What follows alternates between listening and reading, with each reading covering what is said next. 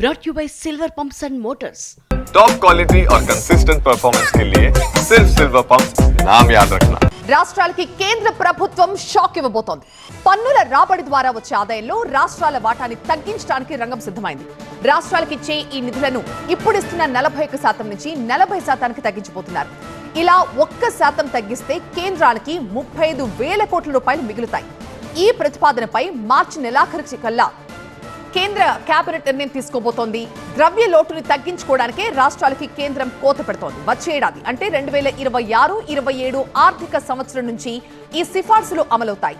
వాస్తవానికి గత ప్రభుత్వాల కంటే రాష్ట్రాలకు తామే ఎక్కువ నిధులు ఇస్తున్నామన్నట్లు మోదీ సర్కార్ చెప్పుకుంటోంది. పన్నుల రాబడిలో రాష్ట్రాల వాటా 1980లో 20% ఉంటే ఇప్పుడు 41% పెరిగింది. అయితే ఆర్థిక వృద్ధి కుంటి పడుతున్న సమయంలో పన్నుల రాబడిలో రాష్ట్రాలకిచ్చే వాటాకు కోత పెట్టాలని కేంద్రం డిసైడ్ అయింది. 2024-25 ఆర్థిక సంవత్సరంలో కేంద్ర ప్రభుత్వ ద్రవ్యలోటు 4.8% ఉంటుందని అంచనా వేస్తున్నారు. ఈ ద్రవ్యలోటుని 4.4% తగ్గించుకోవాలనేది కేంద్రం లక్ష్యం. ఇందుకు అనుగుణంగా కేంద్రం ఈ మార్పులు చేపట్టబోతోంది. పన్నుల్లో కోత పెడుతూ కేంద్రం నిర్ణయం తీసుకోగానే ఈ అంశాన్ని అరవింద్ పడగరియా నేతృత్వంలోని ఆర్థిక సంఘానికి నివేదిస్తారు. ఈ అంశంపై ఆర్థిక సంఘం అక్టోబర్ 31 కల్లా నివేదికిస్తుంది.